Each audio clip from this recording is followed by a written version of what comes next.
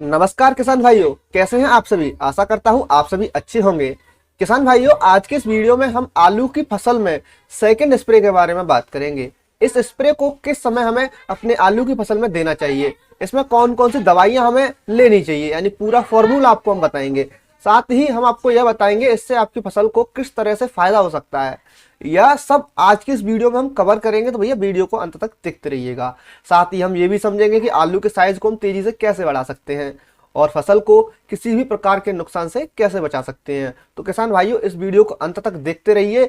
और जो किसान भाई अभी हमारे चैनल पर आए हैं, नए हैं, जिन्होंने चैनल को सब्सक्राइब नहीं किया है, तो भैया उनसे विनम्र अनुरोध है कि चैनल को सब्सक्राइब कर लें, क्योंकि यहाँ बात होती है केवल किसान के हक की, किसान की फायदे की, किसान के बेनिफिट की। तो बस चैनल को सब्सक्राइब कर लीजिए, बेल आइकन को प्रेस कर दीजिए, जिससे आपको आने वाली वीडियोज का नोटिफिकेशन समय समय पर प्राप्त होता रहे। तो दोस्तों, बात करते हैं आलू में दूसरे स्प्रे के बारे में कि इस स्प्रे को कब करें। तो भैया देखो, आलू की फसल में दूसरी स्प्रे का सही समय तब होता है जब आपकी फसल 40 से 45 दिन की हो जाती है। इस समय आलू का आकार जो है छोटे कंचे जो होते हैं ना, उनके साइज का होता है। आलू के जो कंद होते हैं उनका जो साइज रहता है छोटे कंचे की बराबर का रहता है, और ये बढ़ने की अवस्था में होते हैं। इस समय पौधों को ज्यादा पोषक तत्वों की आवश्यकता होती है, खासकर फास्फोरस और पोटास की, यानी स्पेशली फास्फोरस और पोटास यहाँ बहुत जरूरी रहती है। देखो, फास्फोरस और पोटास जब हम देंगे तो हमारे पौधा जो है उसकी ग्रोथ होगी, और साथ ही हमारे पौधे के अंदर जितने भी कंद बन रहे हैं उनका आकार बढ़ेगा और उनकी गुणवत्ता भी हमें अच्छी देखने को मिलेगी। अब बात करते हैं दूसरी स्प्रे में हम कौन कौन सी दवाइयों को शामिल करें।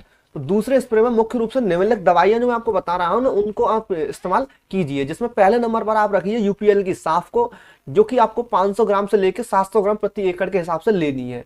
यह जो मतलब यूपीएल की साफ है, इसके अंतर्गत दो टेक्निकल होते हैं, कार्बेंडाजिम प्लस इसमें मैनकोजेब होता है, जो कि फंगस और झुलसा रोग से हमारी फसल को बचाने में बहुत हेल्प करते हैं। अगर आप ये नहीं ले रहे हो तो आप इंडोफिल M45 भी ले सकते हो इसकी जगह पर।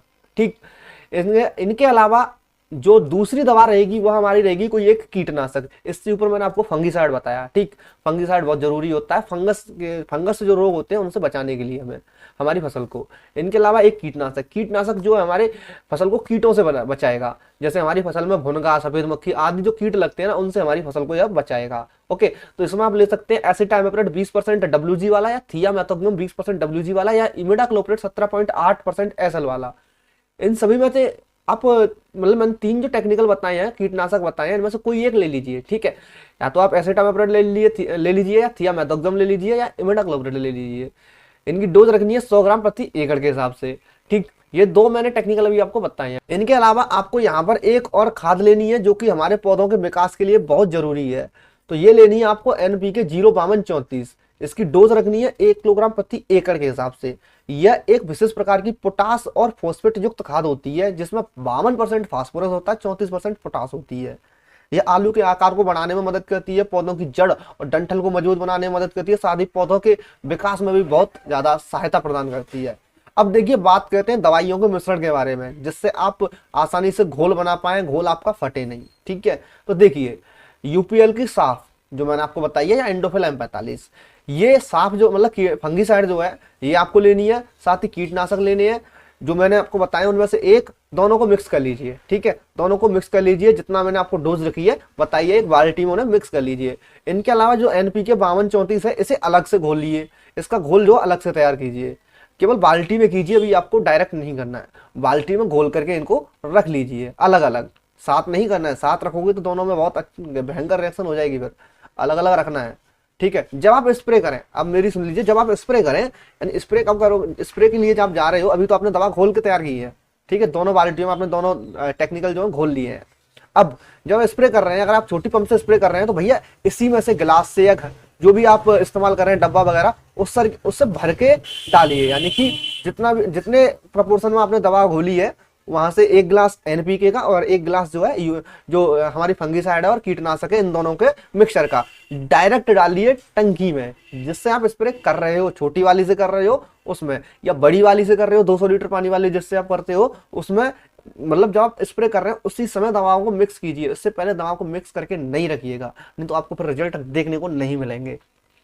कब आपको दवा मिक्स करनी है, जब आप स्प्रे कर रहे हैं उसी समय दोनों को मिक्स करना है, नहीं तो आपको बिल्कुल भी मिक्स नहीं करना है। ओके, क्योंकि इन दोनों में बहुत भयंकर रिएक्शन होगी जिससे आपको फिर नुकसान देखने को मिल सकते हैं। तो साथियों, यह स्प्रे पौधों की आवश्यक पोषक तत्वों की पूर्ति करता है, जिससे पौधों की वानस्पतिक वृद्धि होती है और पौधे स्वस्थ रहते हैं।